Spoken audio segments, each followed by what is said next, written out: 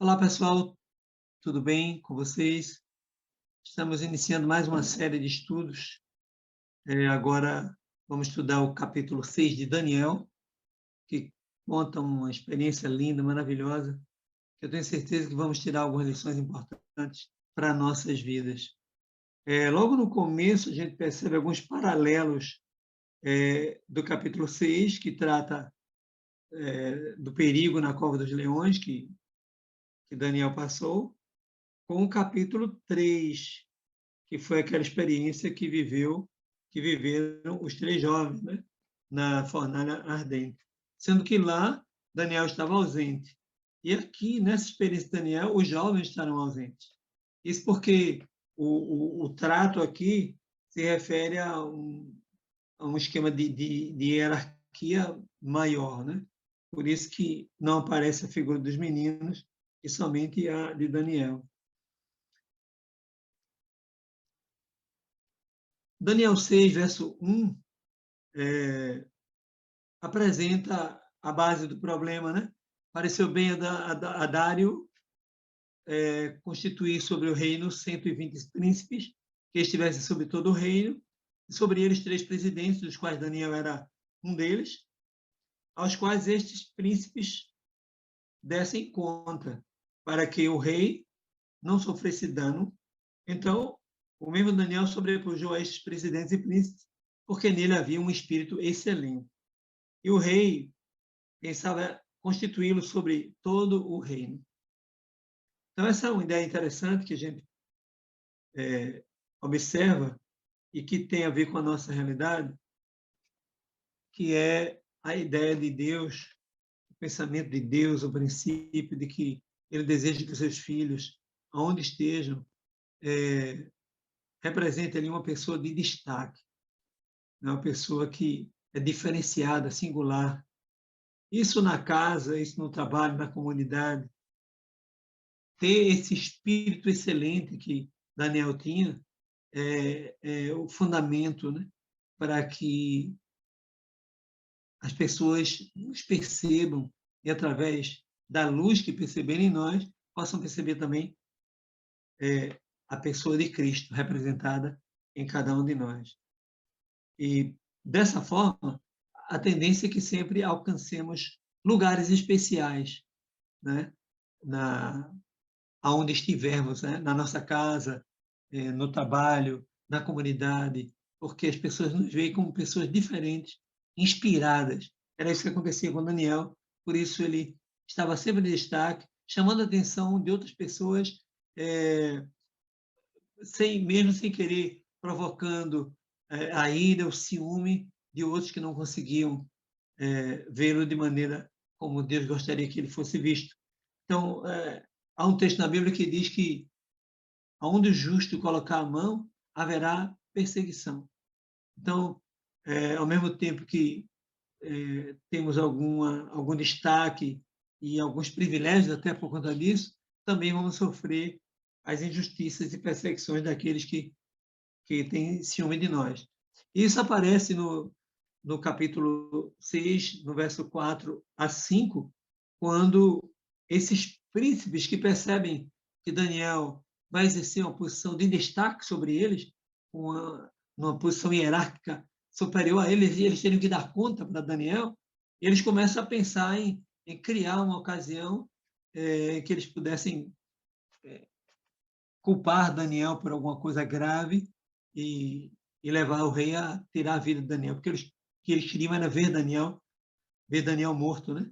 Mas aí o texto diz que eles não conseguiam achar nenhuma culpa, nenhum erro. Então, é isso que esse ponto nos ensina, né? Essa ideia de adotarmos uma postura equilibrada, sensata, inteligente.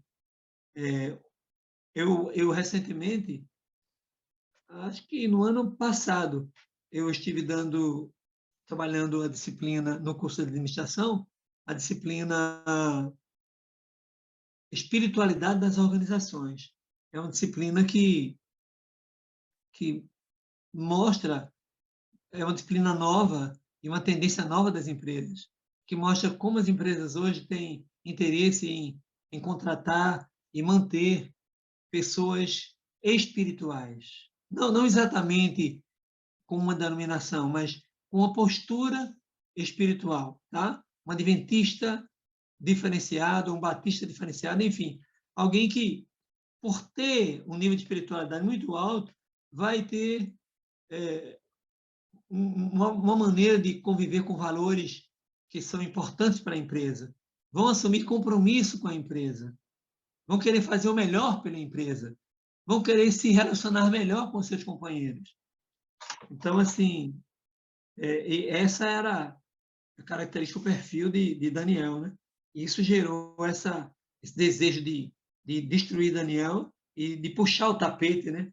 Como se diz hoje em dia, para tirar a vida de Daniel e tirar ele do caminho dele, né? E aí ele diz: nunca achamos ocasião alguma contra Daniel. O jeito que tem é pensar na relação dele com o seu próprio Deus. E aí foi o que eles fizeram, começaram a imaginar alguma coisa que pudesse prejudicar e queimar a imagem de Daniel junto ao rei, que o exaltava tanto, né? Eu considero essas figuras como figuras tóxicas, né? Essas figuras tóxicas, que é uma expressão contemporânea, já existiam há muito tempo atrás, né? E existem algumas características dessa turma, né? A primeira delas é que eles são dramáticos, né? Tudo eles criam drama. A segunda é que eles gostam de manipular as pessoas. E era o que eles estavam fazendo, tentando manipular o rei para fazer o que eles queriam. Tá? Em geral, são pessoas egoístas, críticas, e assim, é como se fosse tudo sobre eles, né? A gente aqui, na classe de investigação bíblica da família Gondim, costumamos ouvir sempre falar, é tudo sobre ele, é tudo para ele. E existe um hino que a gente oficializou nessa classe que criamos, né? Mas na turma tóxica é tudo sobre eles, não sobre Deus, né? Então, são pessoas que têm ciúmes e inveja dos outros, não podem ver ninguém crescendo, porque tem desejo de estar no lugar daquela pessoa, e é um desejo que eles pensam tramar de maneira negativa, né? Costumam, inclusive, se entristecer em vez de se alegrar com o sucesso dos colegas, né? E não querem aceitar ajuda. Então, a pessoa tóxica é aquela pessoa que não tem perspectiva de mudança. Ela é incômoda, ela é uma pessoa insuportável, né? Uma pessoa egoísta, egocêntrica, que só pensa em si mesma, mas não consegue se enxergar assim, né? E ver a possibilidade de aperfeiçoamento de melhora, a não ser com um milagre. Não devemos odiar essas pessoas, mas tentar ajudá-las, né? A se superarem, se autotranscenderem para uma postura mais adequada para o relacionamento com Deus e com o próximo. Mas eu tenho certeza que você que me ouve deve conhecer um bom número de pessoas tóxicas que têm perturbado o seu juízo. É bem comum, às vezes é a própria esposa, o próprio marido, são os filhos, ou são os pais, né? E no espaço da comunidade, no trabalho, é muito comum encontrar esse tipo de pessoas. Bom, e aí o capítulo 6, versos 7 a 9, mostra a trama deles, né? Chegam no rei e propõem, né, a proibição de qualquer que, por espaço de 30 dias, fizer uma petição a qualquer deus ou a qualquer homem, e não a ti, ó rei, seja então lançado na cova dos leões. E aí eles dizem: agora, senhor rei, confirma a proibição e assina essa lei dos medos e persas, que não pode de modo nenhum revogar. Essa ideia de lei de medos e persas tem a ver com essa coisa que de vez em quando a gente fala, não, não, não é assim também tão grave, não.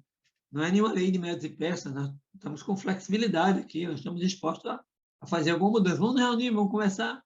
Essa ideia de que não é lei de médios e peças é por conta dessa tradição antiga, que o mundo conhecia, que quando os médios e peças definiam alguma coisa, eu até li há pouco tempo um relato de alguém que foi condenado à morte, e bem perto já da execução, se descobriu que aquela pessoa era inocente, mas eles não desistiram e executaram o rapaz porque já tinha sido decidido pela lei dos médios e persas, que não se revoga.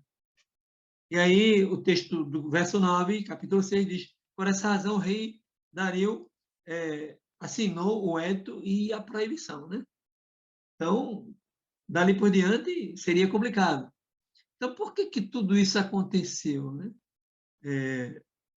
Sabe que às vezes a gente não consegue resistir a uma boa argumentação, né? E eles encontraram um jeito de argumentar de tal maneira que o rei não pôde resistir, tá? E aí ele assinou, porque parecia lógico, né? Quem é esse que vai querer superar as minhas ordens? Não, isso não pode acontecer. E aí aquela turma naquela postura de bajulação, que é também típico das criaturas tóxicas, né? Engendraram uma argumentação. E aí eu me lembro, nessa hora, de Satanás tentando convencer Eva, né? De Satanás tentando convencer ao próprio Jesus, né? A transformar pedras em pão, a adorá-lo. E as argumentações ali eram muito fortes. Né? Se Jesus não tivesse muita ligação, muita intimidade com o Espírito Santo, poderia ter caído. Então, o segredo é esse, né? É sujeitar a Deus, sujeitar-se ao Espírito, à influência, porque é ele que nos convence do pecado, da justiça e do juízo. Né? E o texto de Tiago 4,7 afirma isso. Sujeitai-vos, pois, a Deus, resistir ao diabo, e ele fugirá de vós. O rei não teve condição para isso, porque Deus não tinha ainda a posição que deveria ter na vida daquele rei Dario. Bom, Daniel tinha uma vida de oração. Assim que ele soube do decreto, Daniel foi orar. Diz o verso 10, Daniel, pois, quando soube que o edito estava assinado, decreto, entrou em sua casa e havia em seu quarto janelas abertas do lado de Jerusalém. E 3 vezes no dia ele se colocava de joelhos e orava e dava graças diante do seu Deus, como também antes costumava fazer. Então, Daniel não mudou, né? Para Daniel era princípio, né? Quer dizer, ponto de vista é uma coisa que se resolve entre homens, mas princípio é Deus e o homem. Então não tem como abrir mão. Então ele não abria mão porque a ideia de abrir mão da sua oração podia de atender aquela proibição, né? Podia dar a entender que o rei tinha mais poder do que o seu Deus. Então, assim, não foi por se amostrar, por querer ser o tal. Não, ele simplesmente fez o que ele sempre fez. Ele saiu e foi orar, pedir a Deus que o livrasse. E Deus não atendeu, viu? É interessante observar isso. Nem Deus atendeu a ele, nem Deus atendeu o rei, que depois que viu tudo, ainda tentou convencer o pessoal, mas não teve jeito. Então, era voltado para Jerusalém. Na verdade, essa coisa de orar voltado para Jerusalém foi um princípio estabelecido em uma profecia dada por Salomão, que está registrada em 1 Reis, capítulo 8, verso 47 e 48. O texto diz o seguinte, ó, Salomão, inaugurando o templo, fazendo aquela festa, ele diz, na terra onde forem levados em cativeiro, Deus revelou para ele, e ele revelou ao povo, que um dia eles entrariam em cativeiro por causa da desobediência. E caírem em si, lá no cativeiro, caírem em si, e se converterem, e orarem a ti, voltados para esta cidade que escolheste, e para esta casa que edifiquei ao teu nome, ouve tu dos céus, ó Deus, lugar da tua habitação, a sua prece. Então, Daniel estava fazendo, porque, na verdade, foi anunciado lá por Salomão, escrevendo no seu livro 1 Reis 8:47. E hoje nós somos inspirados a também olhar para o alto, né? Em nossas orações, nossos pensamentos, orar sem cessar. Então, todo tempo buscar as coisas do alto. Então, sempre orando, olhando pela fé e para o alto e orando, pensando nessas coisas e nesse lugar para onde vamos, que é a Jerusalém também. Só que não é mais a Jerusalém daqui, é a Jerusalém lá de cima. Diga amém. Glórias a Deus, porque Ele vai nos levar para esse lugar. Ele foi preparado, está tudo pronto, só esperando agora que se complete o número dos salvos. E isso me parece estar muito perto de acontecer. Não sei se seria agora ou algum tempo mais depois, mas é evidente que nós estamos vivendo o tempo do fim. Então, assim, era hábito de Daniel orar 3 vezes ao dia. Na hora terceira, na hora sexta e na hora nona. Sendo que a hora terceira e a hora sexta era exatamente a hora que correspondia ao momento do sacrifício no santuário. Então, sabe, é lindo. Hoje nós temos também ainda a ideia do santuário, né? E ele é um lugar ainda presente em nossas vidas, porque é para lá que nós nos dirigimos, né? Para o Shekinah, para o lugar da presença de Deus, para o lugar onde Jesus está intercedendo por nós. Então, assim, essa figura de santuário da Cidade Santa ainda é bem nítida aos nossos olhos. Agora, outra coisa que a gente observa, que muita gente se pergunta, mas, bom, Daniel orou de joelhos, então é assim que nós devemos orar. E eu já vi algumas brigas por aí em igrejas evangélicas com essa dúvida. Alguns achando que só se pode orar em uma posição única, que é de joelhos. E aí, por isso, eu achei que seria interessante e relevante trazer aqui alguns relatos que mostram que é possível orarmos em diversas posições, em diversas posturas, né?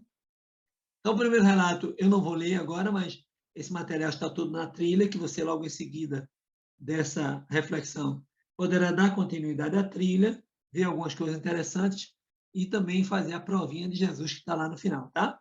Então vamos lá. 2 Samuel 7:18, sentados, tá?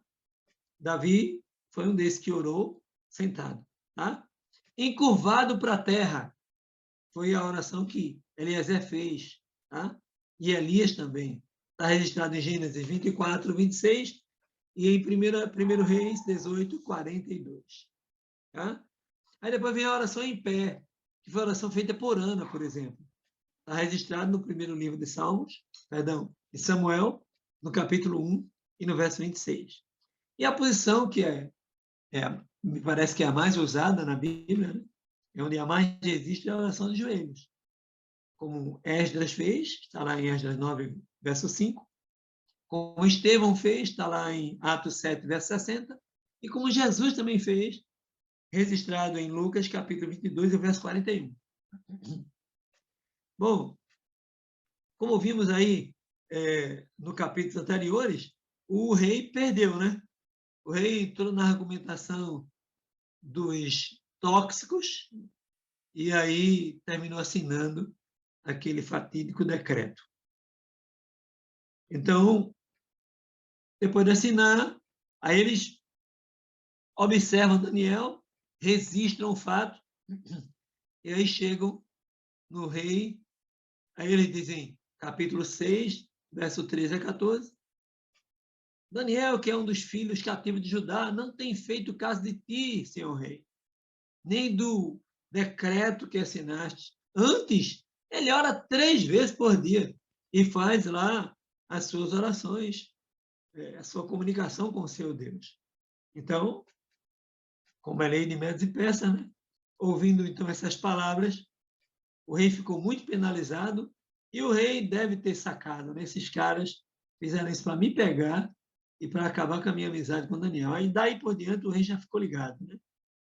E aí a Bíblia diz aqui no texto que ele propôs em seu coração livrar Daniel e tentou de todas as maneiras. Até o pôr do sol ele trabalhou para salvá-lo. mas não conseguiu. E Daniel não abriu mão, porque se Daniel abrisse mão, daria a entender a todos que o conheciam que o rei exerce um poder maior do que o seu Deus. Bom, aí vem, agora eles pegam Daniel, o rei teve que ordenar para que Daniel fosse lançado na cova dos leões, Daniel 6, verso 16 e 17. E aí Daniel, o rei fala para Daniel, o teu Deus, Daniel, a quem tu continuamente serves, ele te livrará. Então, assim, o rei, apesar de não ter conseguido, tinha esperança que o próprio Deus, que ele conhecia a história das ações de Deus, da interferência de Deus na história até o seu antecessor, e ele tinha essa esperança que Deus livrasse Daniel. E aí foi introduzida uma pedra, foi trazida uma pedra e foi posta sobre a boca da cova, e o rei selou essa pedra com seu anel e com o anel dos seus senhores, para que não se mudasse a sentença acerca de Daniel. Então, assim, essa experiência do selamento é uma coisa que nos chama atenção, porque a Bíblia também trata do selamento, né? Do povo de Deus selado. Então, gente, Daniel estava selado, selado pelo seu Deus, com propriedade sua, porque o selo indica isso, indica a quem esse ser ou aquela coisa pertence, né? Então, o selo de Deus está na fronte dos seus servos, né? E há várias passagens bíblicas que confirmam o selo de Deus sobre o crente. Então, já estamos selados no Espírito Santo, diz a Bíblia. Nós já estamos selados no Espírito Santo. Então, não é o selamento de uma pedra que vai nos deter. Nós estaremos. Eu já fui fazer vários enterros como pastor, né? No meu distrito onde eu passei, e em muitos cemitérios existem essas covas de cimento, e então eles colocam ali, selam também, né, a cova. Ali estava morto. Na verdade, esse selamento do lugar da Cova dos Leões, que foi feito é porque era como se fosse ali o funeral, o homem ia ser devorado pelos leões. Então, já foi selado, indicando a sua morte. Mas havia um Deus que estava vivo e queria que Daniel se mantivesse vivo. Eu acho que vale a pena a gente pensar aqui numa realidade que incitou, que uma das coisas marcantes desse capítulo é essa ira, essa inveja, essa raiva, né? que, que os povos na antiguidade tinham contra os judeus. Tanto é que eles ficaram, né, sob o domínio de Babilônia, sob o domínio de Medo-Pérsia, sob o domínio dos gregos, sob o domínio dos romanos, e até a contemporaneidade, né? Sofreram muita perseguição, terrível perseguição e muita morte. E eu achei interessante partilhar com vocês um registro que eu fiz dessa espécie de antissemitismo, né? De xenofobia e dos decretos que se impuseram sobre os judeus. Então, assim, judeus e cristãos, né? Porque essa mesma pegada contra os judeus vai acontecer ali nos primeiros séculos dos reis, os imperadores romanos, perseguindo com crueldade. Então, fiz uma listinha aqui rápida, quero partilhar com vocês. Primeiro dos judeus, né? Nesses domínios que eles sofreram por outras nações, não era permitido o culto nem o sacrifício deles, era proibido. Você imagina, né? Como foi doloroso para eles serem proibidos de adorar o seu Deus. A circuncisão e o sábado, dois simbolismos, né, tão profundos, significativos para eles, era proibido também. Alguns deles foram mortos no próprio altar do templo. Quem tentava, ou quem de alguma maneira se distanciava das diretrizes dos povos que ele dominavam, eram mortos no próprio altar de sacrifício do santuário. nos tempos atuais, vimos o registro de mais de 6 milhões de judeus mortos ali no Holocausto, liderado pelos nazistas, né? E pelo domínio do Hitler. Hitler não perseguiu somente e matou somente aos judeus, né? Mas também perseguiu terrivelmente muitos católicos, outros protestantes, ciganos, enfim, ele queria fazer uma limpeza étnica, né? E os cristãos também sofreram como os judeus. Na era romana, até a Idade Média, na Idade Média foi muito pior, porque eram os próprios cristãos perseguindo cristãos, né? A perseguição mais grave da igreja que se corrompeu, né? Porque não era exatamente a igreja católica ainda. A igreja católica ela vem surgir formalmente como igreja católica, assumindo todas as doutrinas, né? e etos, modo de viver entre os católicos, só em 325, no Concílio de Nicéia. E dali por diante, e aí, então a igreja assume. Mas até aquela data, não era a igreja católica, era a igreja cristã, seguindo aquela linha das cartas de Apocalipse, Éfeso, Esmirna, Pérgamo, Tiatira, e chega no ápice ali de Pérgamo e Tiatira, nesse período de 325 a Idade Média, ali 1500 e um pouco mais. Então, nesse tempo, foram mortos e torturados das maneiras mais cruéis, entendeu?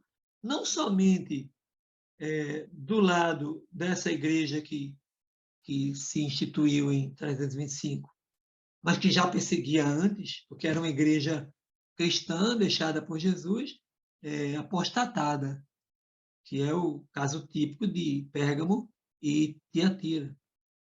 Então, dali por diante, a dor maior e a perseguição maior foi dos católicos, né, para os protestantes, mas também, em alguns momentos, dos protestantes para os católicos. Quando havia o rei que se convertia ao protestantismo, havia uma tendência de perseguir e matar católicos. Isso aconteceu com grande ênfase ali na cidade de Genebra, sob o domínio de Calvino, né? e outros lugares onde houveram líderes da cidade. Zwingli também foi outro que, sob a liderança dele, muitos católicos foram mortos e perseguidos. Porque naquela época era assim, não atendeu a ordem divina, eles misturavam o governo com a igreja. Então isso durou muito tempo. Tá? Então a perseguição foi dos dois lados também. Eu lembro também os cristãos usados como tochas humanas, na época de Nero, né? Que cercava os ambientes com postes, e lá em cima o cristão amarrado e tocavam fogo nele, eram tochas humanas. Colocava gasolina, perdão, óleo, alguma coisa assim, e queimavam. Né? A Arábia pré-islâmica também, toda cidade que eles chegavam, eles dizimavam populações inteiras, acabavam com as cidades e matavam quem não se convertesse ao Islã. Né? Em países muçulmanos, que até hoje eu mesmo estive há pouco tempo em Moçambique, na África, e eu acompanhei a experiência de um senhor que se converteu à igreja adventista e os próprios familiares também incendiaram o corpo dele, porque os muçulmanos, de modo geral, não admitem a conversão para outra religião. Então, há países, inclusive ali na janela 1040, que são países de tolerância zero. É morte mesmo. Por aí vai, né? E a perseguição também nos estados ateus. Tá? A violência lançada contra os incrédulos, entre aspas, não é nada mais do que o sintoma do fracasso religioso do perseguidor, entendeu? Ele sente algum tipo de fracasso, e aí vem a outra postura religiosa, parecendo mais feliz, mais realizada, em maior comunhão com o seu Deus, isso provoca uma inveja em Satanás. E Satanás incita, então, outros a perseguirem os cristãos. Daniel 6,18 diz: então o rei se dirigiu para o seu palácio e passou a noite em jejum. Não deixou trazer à sua presença instrumento de música, fugiu dele o sono. Foi uma noite de angústia, né? Mas, na verdade, o que o rei queria e o que Daniel queria, com suas orações, intercessão e jejum, era livrar-se de entrar naquela jaula. Mas Deus não os livrou, porque Deus tinha uma lição profunda para ensinar. E isso é uma coisa que nós também precisamos nos habituar. A entender que nem sempre as orações vão ser atendidas. Eu estou, no momento, fazendo um estudo bíblico, e logo, logo vai estar sendo colocada no nosso canal, tentando entender em que casos que Deus não atende a oração. Casos assim específicos, com textos bíblicos comprovando. Okay? E aqui foi um caso, né? Por alguma razão, Deus não atendeu exatamente o pedido de livrar-se do decreto, de livrar-se de que Daniel fosse jogado naquela cova dos leões. E aí, agora, já depois de ter feito todas as suas pedidos, né, todas as suas intercessões, toda a sua luta, ele não consegue dormir, que eram amigos. Tá? Bom, Daniel 6, 19 e 20, aí mostra que amanhece o dia, o rei se levanta na esperança, né, e vai com pressa na cova dos leões, e aí, chegando na cova, ele, com uma voz muito triste, sem aquele misto de pode ser e pode não ser, né? Ele diz ao rei, o rei diz a Daniel, né? Daniel, servo de Deus vivo, será que aconteceu o caso de que o teu Deus, a quem tu continuamente serves, tenha podido livrar-te dos leões? Então, essa é alguma coisa para a gente pensar, né?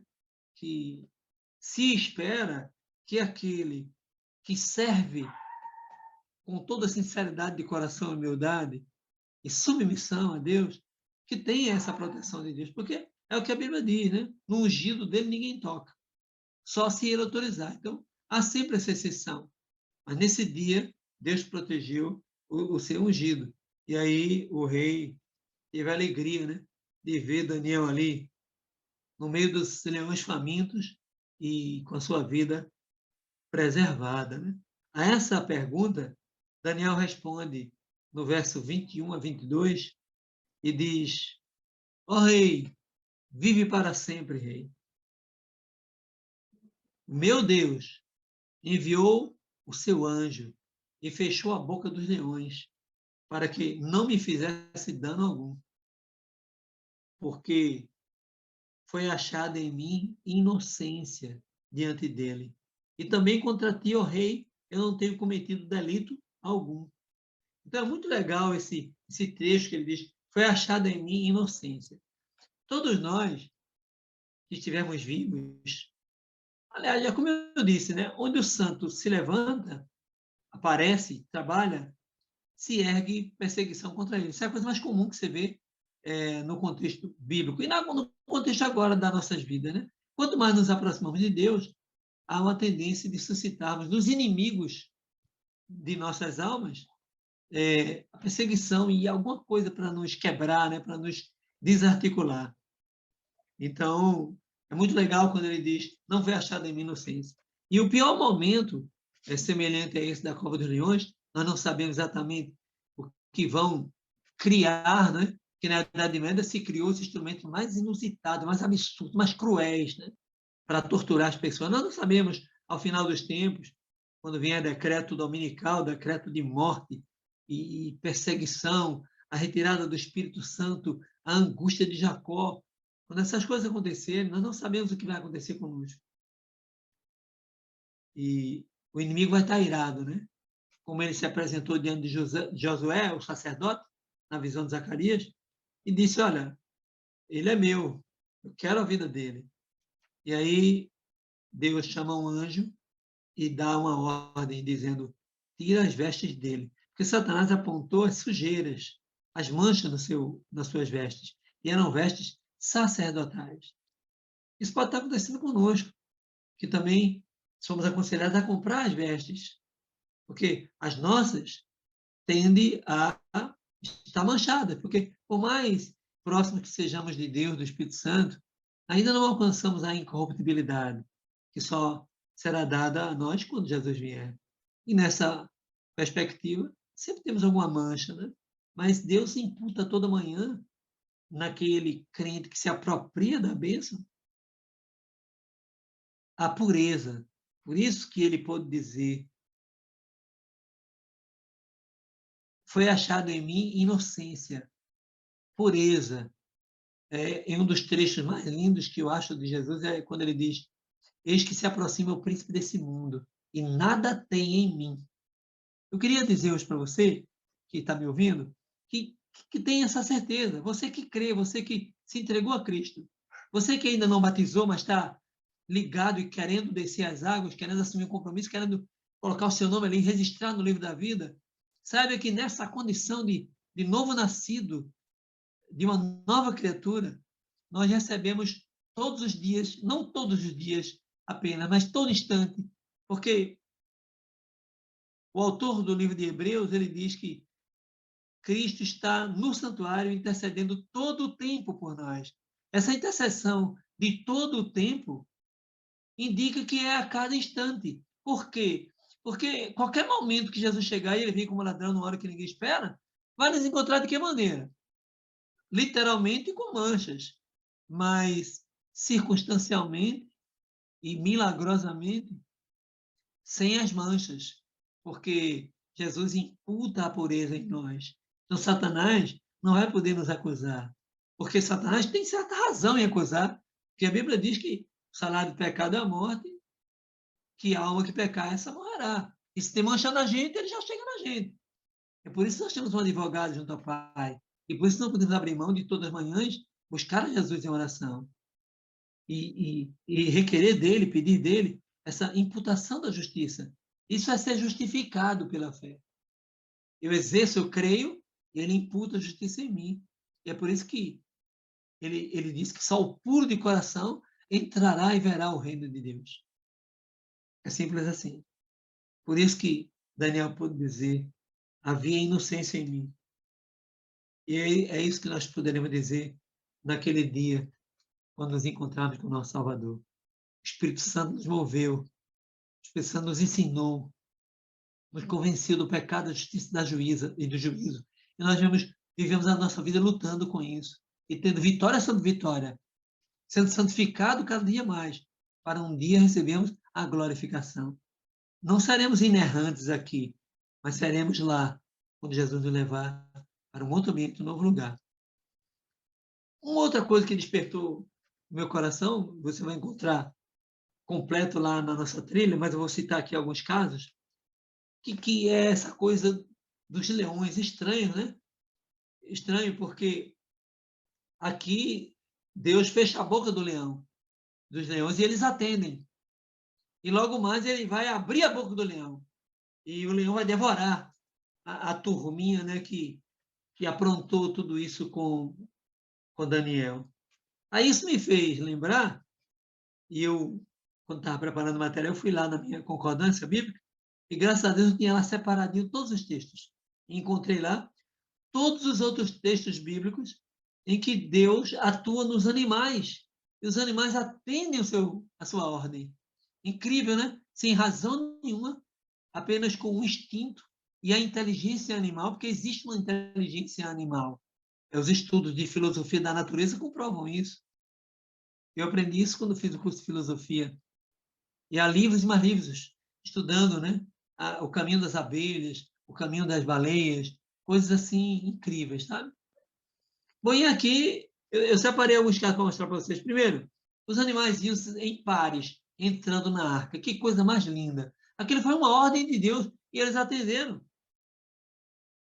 As vacas que pegaram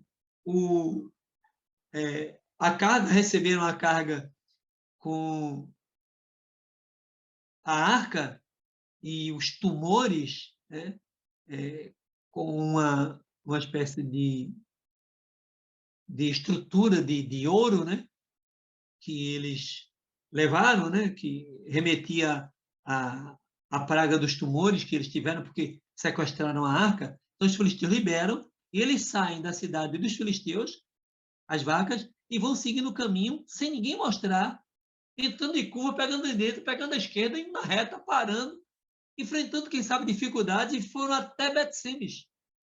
E lá, os hebreus fizeram uma festa, recebendo das mãos desses animais, que receberam a ordem divina e levaram até lá. Os corvos alimentando Elias, o peixe tragando Jonas e depois expulsando Jonas de dentro de si. E aquele peixe lá, invocado, que Jesus ordenou que, não sei como, ele tivesse com uma moeda ali, e Pedro foi lá e pegou justamente esse peixe e tirou dele a moeda e pôde pagar o imposto. Então, isso aí é maravilhoso, né? Dá uma confirmada lá na trilha, você vai gostar. Bom, aí fica uma coisa intrigante aqui na nossa conversa, né? Que é o seguinte, o texto de Daniel 6:24. Vale a pena a gente ler. Está aqui na minha tela. Vamos ler juntos. Capítulo 6, verso 24. E ordenou o rei. E foram trazidos aquele que o rei já tinha sacado, né? Como eu disse. A malícia deles. Foram trazidos aqueles homens que tinham acusado a Daniel e foram lançados. A Bíblia aqui não explica com detalhe, né? Foram lançados na cova dos leões. Eles, seus filhos e suas mulheres, a família inteira.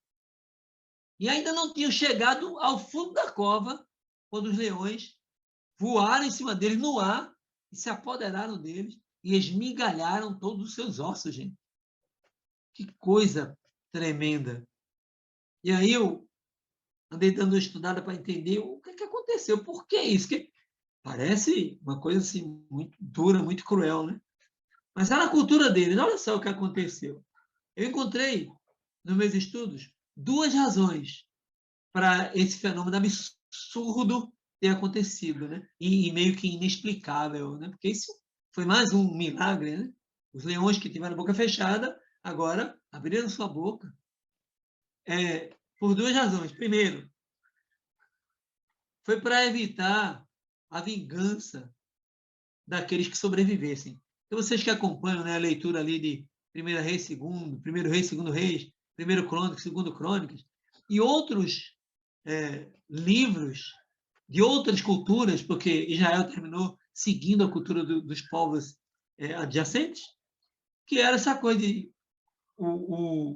os parentes vingarem. Então, geralmente, o rei que assumia tinha a tendência de desterrar ou matar todos os parentes do rei anterior, para não ter risco. Então, aqui, o rei prevenindo que alguém pudesse querer se vingar deles, então mata toda a geração dessa turma. E a outra razão, que eu achei mais curiosa, é dada por Joséfo, que é o historiador mais importante sobre a cultura hebraica, né? Sobre a vida dos hebreus no passado. Então, ele diz que os príncipes tóxicos, os companheiros tóxicos de Daniel, invejosos, egoístas, eles duvidaram do milagre e se colocaram diante do rei mais uma vez. Oh, isso aí não foi milagre, não. Alguém entrou ali naquela jaula e deu comida para aqueles leões. Por isso que não comeram. Então, isso aí foi mais uma coisa falsa. O senhor vai ter que matar quem fez isso. E aí o rei, segundo José, disse, tudo bem, vocês têm razão. Vamos fazer o teste. Eu vou jogar vocês com a família, com todo mundo lá dentro. Se eles realmente não estão com fome, não vão devorar vocês. E aí vocês já sabem do resultado, né? Não caíram nem no chão e foram devorados. Então, diz Joséfo que foi porque eles colocaram mais uma dúvida sobre o caráter de Daniel e sobre o poder do Deus de Daniel e a intimidade que Daniel tinha com esse Deus. E eu conclamo você, nesse final de estudo, a, junto comigo, buscarmos essa mesma intimidade que tinha Daniel.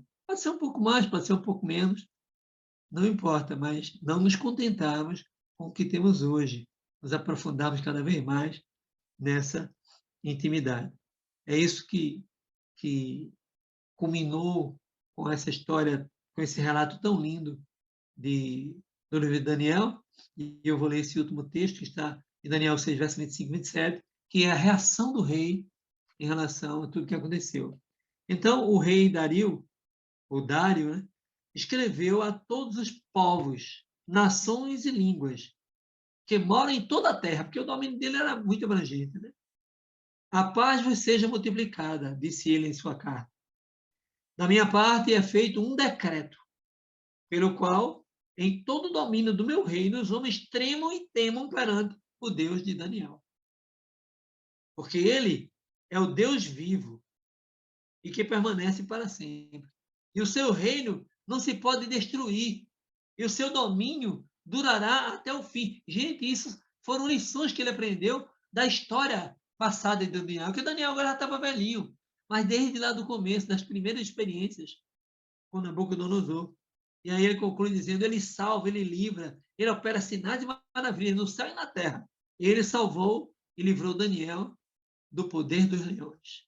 Então, assim, essa perspectiva é a perspectiva que Deus espera de nós nesse tempo do fim, quando virão as tentações mais diversas, nós resistirmos e sermos um instrumento para suscitar dos gentios que ainda não conhecem a Deus um testemunho semelhante a esse dado pelo rei da área. Eu conclamo você a, junto comigo, pensar num dia em que você possa orar um pouco mais, estabelecer um jejum com propósito, e que um dos propósitos seja nos aperfeiçoarmos, nos consagrarmos cada vez mais, dedicando nossa vida em prioridade a esse Deus maravilhoso. Se você sentir isso nessa hora, por favor, levante sua mão onde está, faça mais ou menos assim, ó, erga sua mão, balance assim para demonstrar essa alegria que você está sentindo, junto comigo.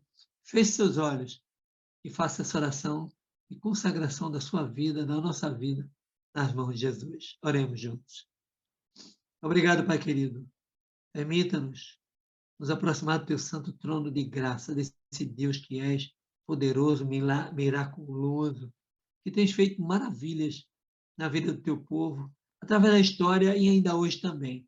Sabemos que hoje, na perspectiva da nova aliança, tu tens determinado em teu coração e também para o nosso coração e mente que agora é pela fé, que mesmo que não haja tantos milagres, é justamente por isso que somos provados agora para crer naquilo que não vemos. Que essa fé, Pai amado, cresça no íntimo do nosso coração, como cresceu na vida de Daniel, ao ponto de ele ter feito a oração, ter pedido para levar da cova, e mesmo não sendo livrado, ainda entrou na cova na esperança de que a tua mão estivesse sobre ele. Nessa mesma esperança, nós também nos colocamos diante de ti, Pai amado. Estamos também numa espécie de cova, né? Temos que matar um leão cada dia, e há muitos leões nos cercando, mas a tua palavra é clara. Sujeitai-vos a Deus, resistir ao diabo, e ele fugirá de vós. A ti entregamos nossas vidas, implorando perdão por nossos pecados, e te imploramos que nos dê e nos inspire a buscar uma vida cada dia mais santificada. Pedimos pela intercessão do Espírito Santo, que transformará essa simples oração num lindo poema aos teus ouvidos. E no poder e na graça de Cristo Jesus, nosso amado Salvador, aquele que tem o nome acima de todo nome. Amém e amém, Senhor.